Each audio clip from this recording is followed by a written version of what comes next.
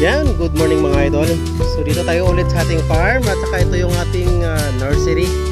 Yan yung ating mga siling pansigang. Yan mga idol, pahabol po yan siya. At saka ito yung ating mga naunang siling pansigang na nasa 2 weeks na po mga idol. At saka marami pong namatay. Yan dahil sa ulan at saka I think yung iba isang paglagay ng similya. So kahapon po activity po natin dito mga idol. Sobrang daming damo po talaga nito sa mga idol. Yan, sobrang daming damo at saka tinanggalan po natin ng damo yan lahat-lahat mga idol.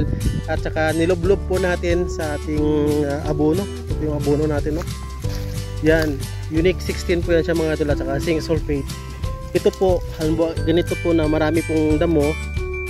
Nilublob po natin dyan para ito po ay makabuelo. Yan, unique 16 po yan siya mga idol at saka zinc sulfate. Yan, sobrang dry na, oh. And then dito po tayo na proseso. Yan, tatanggalan po natin ng damo. Yan, ito na yung mga natanggal natin mga damo. Ito na yung tapos na nating tanggalan ng damo. Yan, maganda na, malinis. Kapag make up na yan, tatanggalan pa lang natin. At saka yan, oh, grabe, sobrang daming damo po mga na tumubo dahil malakas din yung ulan. At the same time, ang lupa na pinagtanggalan natin or pinagkukunan natin para sa ating seedling tree is marami pang similya ng damo. Kaya yun, nadala dito at saka tumubo yung mga damo dyan, oh. Yan. Yan. At saka mga idol, dito tayo sa ating talong. So parang na failure na ata yung similya pa lang natin ng talong. Tingnan nyo, oh. Yan, oh. Yan, sobrang dry. Yan. May magandang effect din yung init dahil maglilimang araw na pong uminit sa atin. So ganda-ganda konti yung ating mga watermelon dyan. Pero yung ating mga similya naman, apektado naman mga idol. Kaya nilulublob na po natin sa abono. Yan. Yan, oh. Yan, sobrang daming damo, oh. Yan, parang di na ma-picture out yung ating mga seedlings. Yan, parang namatay na rin iba sa dehydration. Ito, sobrang dry. Kasi tingnan mo, kahit damo ba naman, oh, parang mamatay na siya. Ay, may tubig-tubig pa naman konti. Yan. Ito yung mga sample sa mga talong. Yan. Ang pagbaon siguro ng talong ang sobrang mali mga idol. Dahil may mga malalim po yung pagbaon ng similya kaya hindi po siya umusbong. Yan, o, tingnan nyo po. Kasi kung sa similya lang po, may magandang nakapag ano naman siya, nakapag germinate lahat. Pero yung iba is konti. Siguro sa mga taong nagtanim po nito. Mga kasamahan din natin. Yan yung arawan. Ito, sobrang daming damo din kahapon at saka konti, halos hindi makita yung mga seedlings natin kahapon. Yan, tinanggalan din natin ng damo kahapon. Yan, at least ngayon gumanda-ganda na kasi nakalublob na sa abono. Yun, sa mga nagtatanong pala mga idol kung ano yung abono dyan, ang concentration niya po mga idol, ito po yung Yara Unique 16 mga idol. Yan, kalahating lata lamang po ang ating nilalagay dyan. Almost ganito, lata ng sardinas. And then ito po yung zinc sulfate mga idol. Yan, 1/4 lata lamang po ng zinc sulfate. Yan. At saka isang lata ng sardinas nitong crop boost mga idol. Yun ang nilalagay natin dito mga idol. At saka 4 na kutsara nitong anthracol na fungicide. Yan, mix po natin dito mga idol at saka ilalagay doon.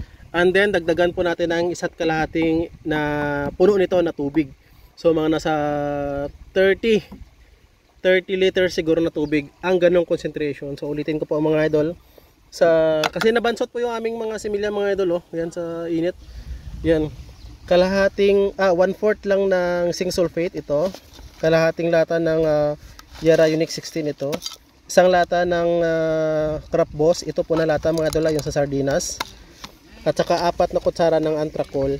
Mix po natin dito yan at saka dagdagan po natin ng 1/2 galon nito or container. So mga nasa 30 liters po yon. Dito po natin nilulublob yung ating mga similya. Yan, sa paglublob po mga idol, yan parang ganito lang po siya, oh. Huwag pong basahin itong dahon mga idol, yung dahon ng tawag niyan, talong, huwag pong basahin. Yan. Mababaw lang po ito siya at hayaan lang po mga idol na makapag sip-sip po ito siya ng tubig. Yan, mula sa ilalim. Then pag nabasa na po, that's the time na pwede na siyang ihahon mga idol.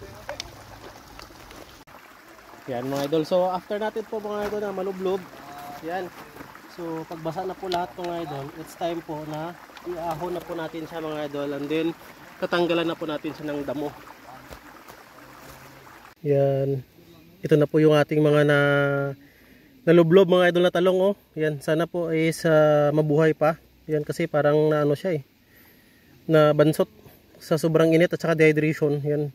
Kasi medyo busy din yung mga tao natin sa farm, parang napabayaan. Yan. Ang gagawin po natin, yan after natin malublob, yan tatanggalin ng namang natin no. Hindi po pwede natin bunutin mga idol ha. Dapat gupitin lang to kasi maano yung ugat nito. Malalim yung ugat ng mga damo. Kailanganin po siyang bunutin. Kasi pag mabunot po, is may stress din po yung ugat ng ating mga talong. Yan. Yan, ganyan lamang po siya. Yan, tatanggalin. Ano, para namatay na oh. Na-dehydrate na yung ating talong oh. Wala na. Sayang. Pero baka mabuhay pa. Since kung mabuhay po ito siya mga idol, for sure na mataba po ito kasi lublob natin sa may abono. Yan. Yan. Ganyan po siya. Yan, medyo mahirap. Siglit lang. Medyo mahirap. Yan. So, medyo nahirapan tayo mga idol. Yan, hindi kasi makita masyado sa camera. Yan. Ganituin na lang natin. Oh. Kasi mas maganda kung dalawang kamay kasi after mo gupit, tanggalin mo na agad sa sa seedling tree yung damo, mas mabilis.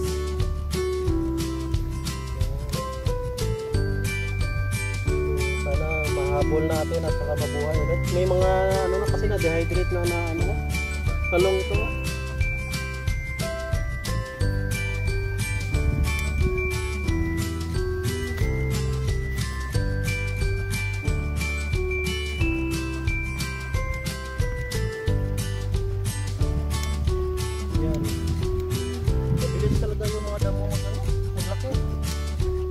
Itong klase kasi ng mga damo ang yung mabilis. Sobrang pa naman ng ugat nila. Sobrang haba pag binunot. Kaya dapat gupit na lang talaga. Yung weeks na kasi yung seedlings natin, ganito pa lang siya kalaki. Dapat mas malaki pa kasi ito. Kaya medyo nabantot. Kasi sasabay-sabay yung mga activity sa farm. Hindi na masyadong napansin yung seedlings natin. Kasi pag diniligan mo siya sa araw, diligan din sa hapon, ganoon din, mabilis po siyang ma-dehydrate kapag direct po siya sa araw mga idol. Lalo na ngayon na mainit. So halimbawa diligan natin ngayong umaga, pagkahapon, dehydrated siya ulit. Kaya ulit lang. Hindi din siya pwedeng takpan kasi dapat na sanay na rin sa init para kapag during transfer, is makaka-adjust siya sa food.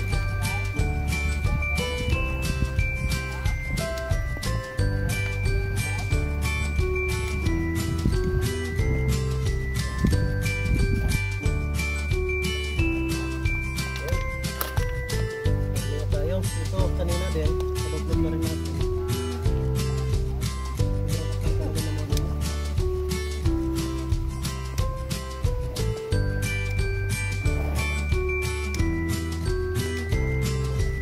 Maybe after 2 days, pwede na po tayo mag-spray ng full fertilizer dito mga idol na yung ginagamit natin. Yung BioShield 360 full fertilizer. Meron na siya mga true leaves. Ito yung may mga dahon na siya. Sa ngayon medyo alanganin pa sa spray ng foliar. At the same time may mga damo kasi mas lalong bibilis ang paglaki ng damo kapag na-spray siya ng foliar. So after 2 days siguro 3 days yan. The best, perfect time talaga siya spray.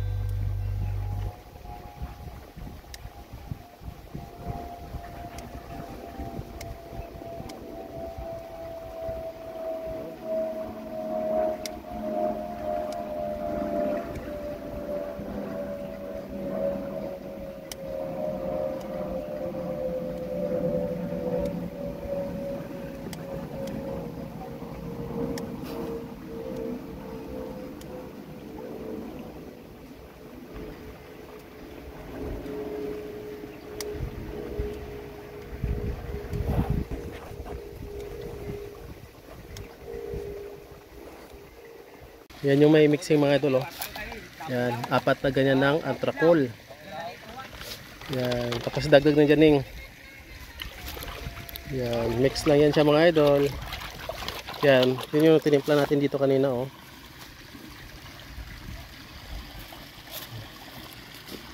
Yan. Isa't kalahati na ganyaning. Yan. Alright, dagdagan lang natin. Yun. Sinining po mga idol, yan kasama natin dito. Yun. Tapos kalahati na lang neng. Yan siya mga idol. Yan. So wala po tayong planggana kasi mga idol na pagbabaran yan. Ang ginawa po natin, yan nagukay lang po tayo. Yan na kung saan kasi lang yung seedlings. Yan lagyan natin ng trapal para dyan na natin siya ibabad. Hindi po mawala yung mga abono. Yan, at saka ito na yung ating mga seedlings. Yan. Ito yung ating kalahati. Dagdag na natin yung kalahati natin. Alright. Tapos babad na natin. Yun. Yan. Ganyan po pagbabad mga idol. Karan. Yun. Basta hindi lang mabasa ang dahoning, no? Yan, ganyanin po siya mga idol. Huwag lang basahin yung mga dahon. Yan, ganyan siya. Mabasa na yan sa ilalim ning, di ba? Yan, may abono po yan siya mga idol.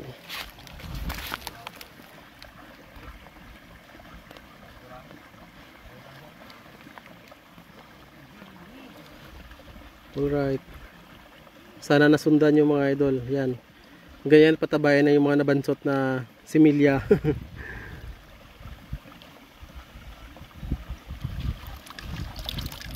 Yun. Okay na yun, okay na. Yan, siyempre after that dadamuhan na natin. Yan dyan, no? Tanggalan na ng mga damo. Talong po ito siya mga idol at saka siling pansigang. Sabay na po ito siya itatanim. Maybe after 1 to 2 weeks from now, pag nakabuelo na po ito siya mga idol. Yan. After, kasi ngayon po is hinahardening po natin. Kung mapansin nyo po mga idol, oh, ito yung mga talong natin. Nga nag-hardening na po siya. Pero parang na-dehydrate mo tuning na sobrang ng hardening. No? Kailangan na siya lublob sa abono. Kinanglan na siya ibabad sa abono, no? Oh, kasi parang na-dehydrate na yan mga idol. Hindi na yan hardening. So this time kasi hardening na po kasi mga idol. From 1 to 2 weeks from now, tatanim na natin. So sobra kasing init talaga mga idol. Wala namang ulan. Nasa 5 days na po ata. Yan. Kaya nagaganyan po siya.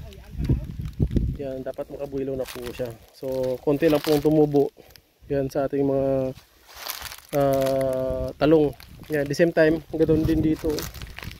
Yan, may mga makakapal, may konti. So ito na yung ating tapos na nalublob mga idol, oh. So maganda na siya. Para naka-make up na siya. After natin malublob, yan tinanggalan natin ng damo kaya yan maganda na talaga siya tingnan mga idol. Yan.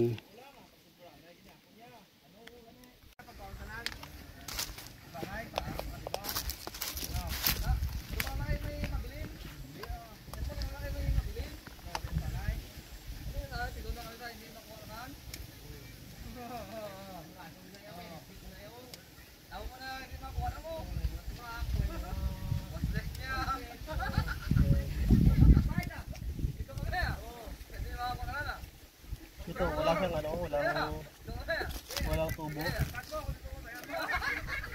Puro yung ling.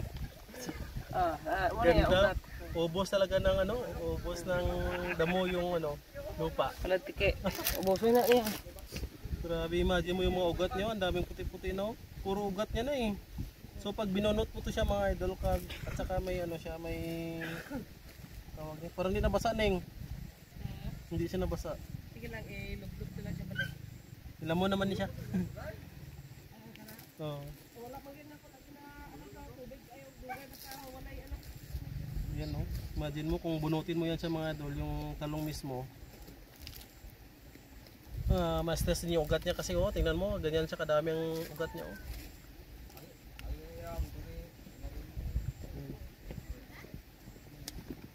ginugupit na lang natin. Hindi siya mabot sa tunganing. Basta. Malamala lagi kayo ng dito.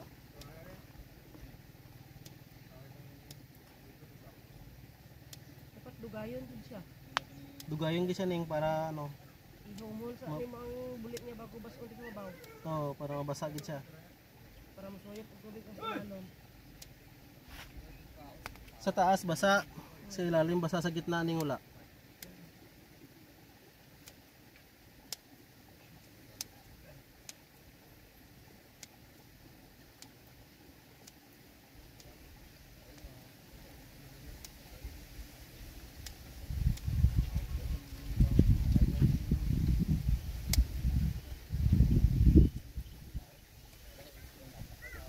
Muli sa mas ano yung dahon na yun. Kaya mabasa siya kamay lang. Oo, sa gitna hindi siya mabasa sa gitna. Ma-dehydrate dayon siya. Hindi nila na nagdugayon.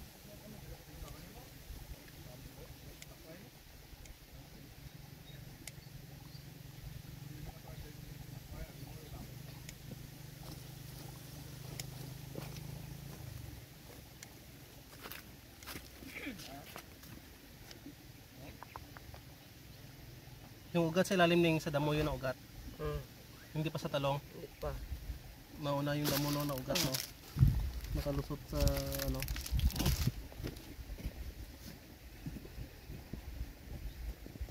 Okay.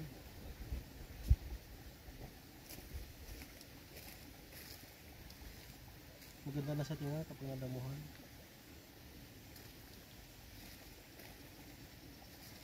Pero kung hindi pa madamuhan, parang mamatay.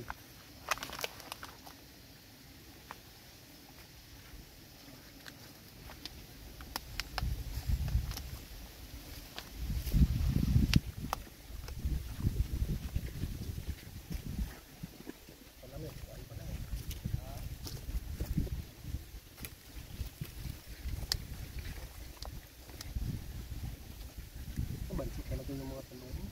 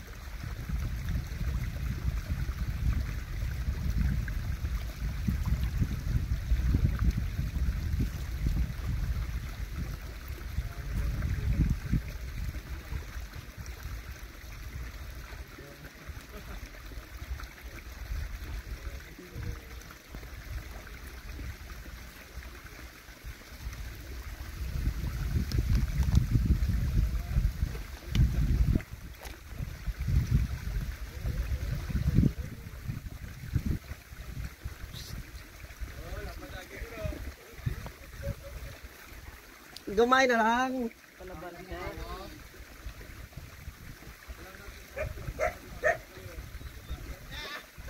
Abot dyan? Abot? Ha? Uli malakas pati mo lang nga. Alaya raw. Malayan mo ba sikit mo? Ha? Sikit ka malayan.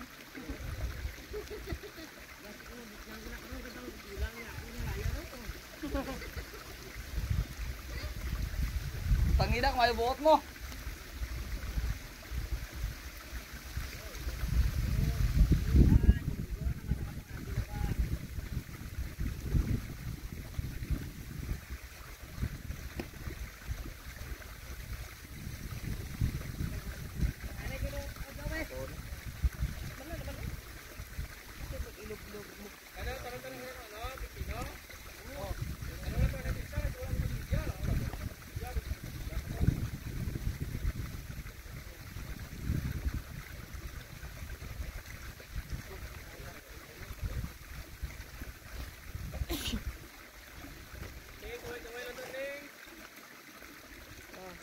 Ah.